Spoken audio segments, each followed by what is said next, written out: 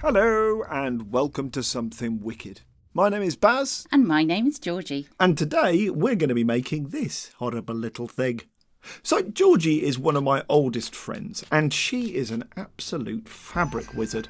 Later on she's going to be showing us a bit of needle felting, which is perfect for the body of this little rascal. Now, as with clay sculpting, needle felting requires an armature. So I'm going to make one of those while you guys meet Georgie. Hello, Georgie. Hi, Barry. How's it going? All right, mate. Not too bad. It's really lovely to have you here. Thank you so much. It's lovely to be here. So I said in the introduction that you're a fabric wizard. I stand by that. Well, you should, Barry, because it's true. Abso-bloody-lutely. So tell us about some of the cloth bothering you do. Yeah, I mean, it started off with costumes and sewing, and it's graduated into knitting, crochet, and lots of 3D sculpture. And effectively, if it's textiles, if it's woven or felt or thread, I will make something with it. You made something called a monkanga fin for me once. Did, Barry, years ago, out of some socks. It's a monkey, kangaroo, dolphin. Yeah. There's a special one and you've still got it on your shelves. Yeah, I do. And I love him dearly. Anyway, don't go anywhere, Georgie. We're going to be coming back to you to do a bit of fibre shanking in a minute. Very exciting. But first, let's put a few finishing touches to this guy's skeleton.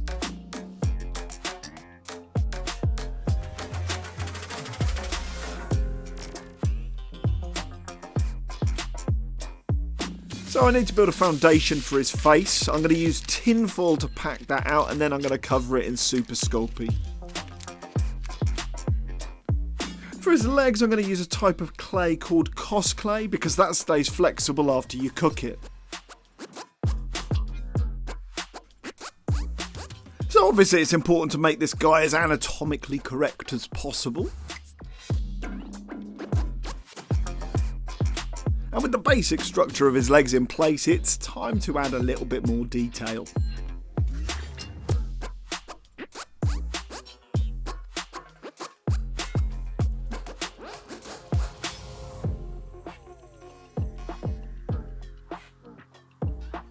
I spent ages working on his fur, getting into every nook and cranny, but once that's done and we've finished up a few other little details, it's time to find out a little bit more about this horrible little thing. Our adorable little demon is taken from a medieval prayer book that was created in about 1500. All 420 pages were written by a single scribe in a Gothic font that was called Bastarda. Literally translates as bastard. The book is called a Book of Hours, a compendium of prayer created to help the faithful organise their time. Open the book and the first thing you see is a surprisingly sophisticated calendar. Not only can it tell you when all the Sundays are going to fall in any year, it can also be used to plot the complex motions of the moon. Now, using some pretty complex maths, this calendar enabled medieval monks to predict full moons with a high degree of accuracy, which was important because of Easter, which falls on the first Sunday after the first full moon after the spring equinox, and Easter dictates a range of other festivals like Lent and Pentecost. The final column of the calendar marks Christian festivals not tied to the moon. Minor festivals are marked in black, while big hitters like Christmas and Epiphany are in red, which, interestingly, is where we get the phrase Red Letter Day from. Around the edge of the calendar, we see medieval life playing out. People sowing, reaping, flouncing, singing in a mad party boat and hitting a happy-looking cow in the face with a hammer. And that's just the first few pages. As you go deeper into this book, you start to see beasts of all kinds lurking in the margins, waiting to lead you to temptation. Hi everybody and welcome to my bit of the show. Silly old Barry has made me this very fetching set of disembodied legs and I've now got to add a splash of furry colour to him. So to start, I'm using this really coarse wool to pack things out.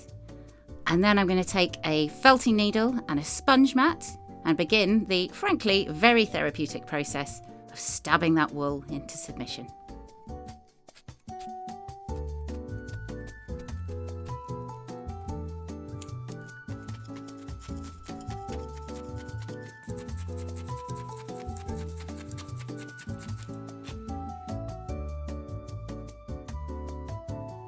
So now his insides are nicely packed out, I'm going to start stabbing again, this time to make some flat sheets of wool for his skin.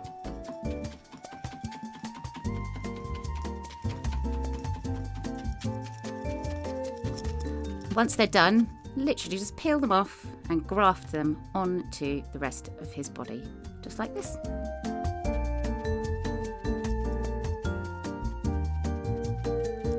I did spend a fair bit of time shaping up his lovely bod, but once the base layer of wool is in place, here's the exciting bit, it's time to add a bit of colour. So felting wool comes in all sorts of glorious shades, and we're going to be using pretty much all of them today to create a beautiful rainbow pelt for this guy. And then I'll mix some different colours to get some lovely unique blends, perfect for the job.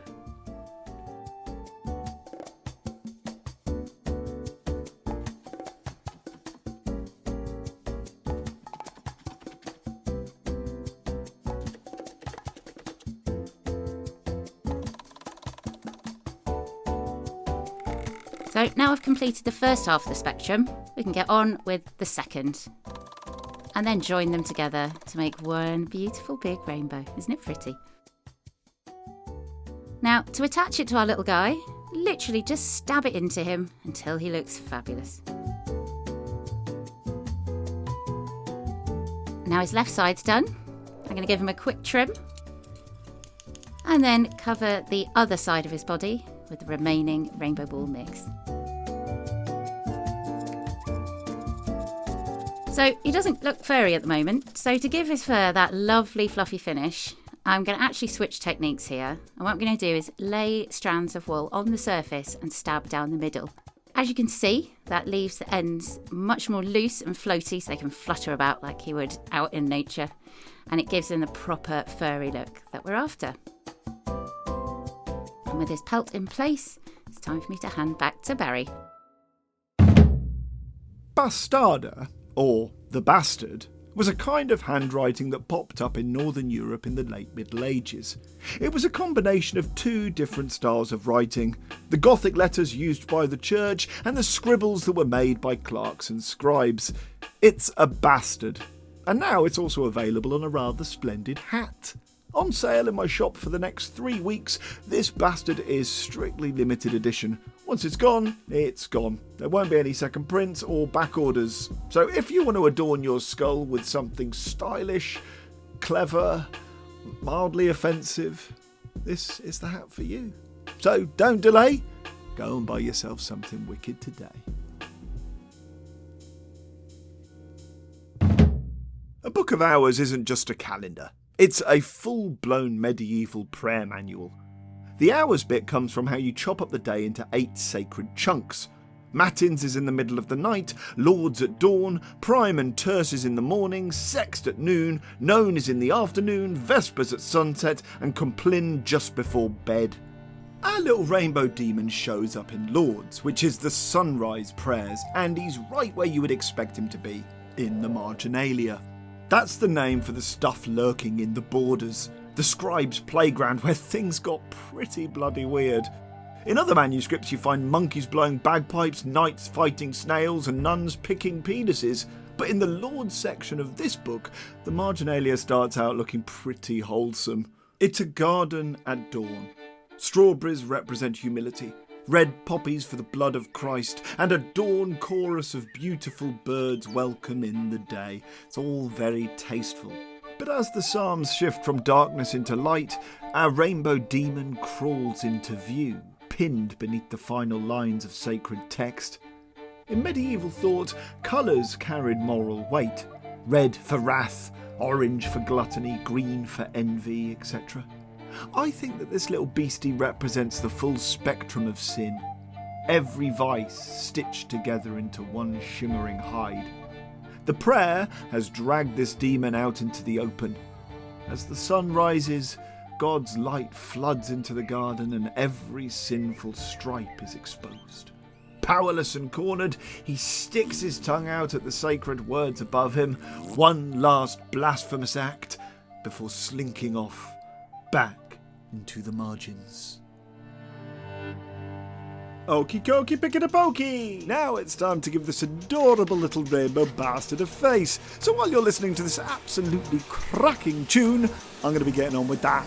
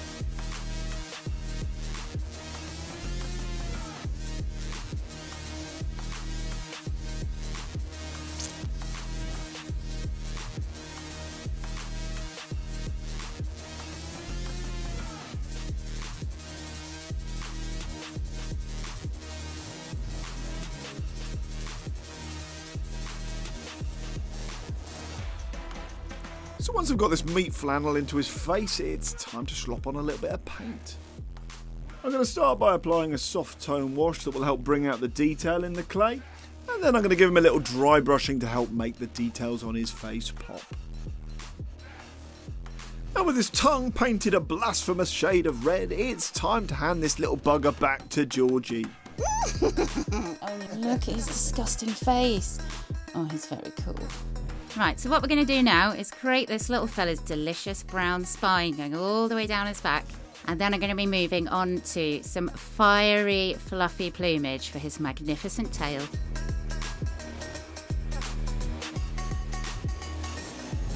So now this is really the end of the journey for me. Barry's been watching me very closely throughout this entire process, so I'm going to hand over to him to finish off with his magnificent beard. Oh, thanks, Georgie, you absolute legend. So the first thing I've got to do is glue a little rectangle of foam onto his chin, which I'll cover in a little bit of black wool. Once that's in place, I'm going to mix up some black and white wool to give him a nice gradient of greys in his facial hair. And once his beautiful beard is blended into the blue of his back, it's time for a hair transplant.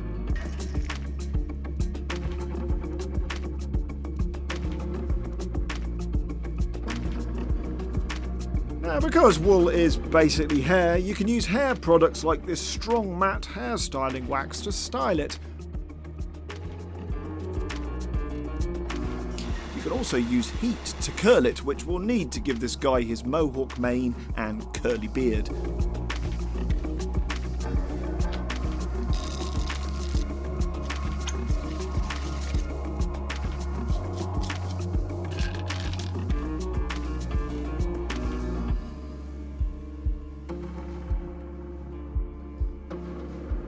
I'm going to use UV resin to make some of his facey bits glisten and gleam, starting with his horrible long tongue, and then moving on to his eyes.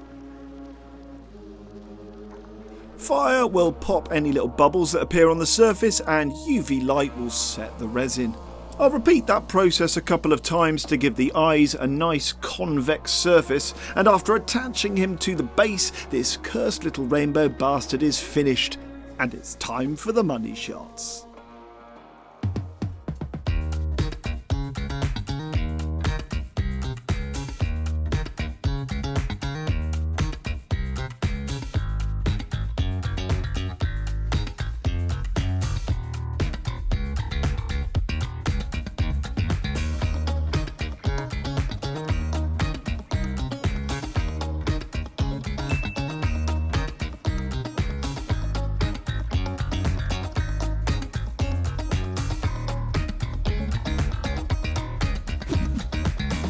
So there it is, that was the Rainbow Bastard of Flanders. Massive thank you to Georgie for being so awesome. She's got a new Instagram account called Georgie Makes It. Links are in the description, so yeah, do give her a follow. And I also want to say a massive thank you to my lovely patrons. These videos take bloody ages to make, and I could not do it without their support.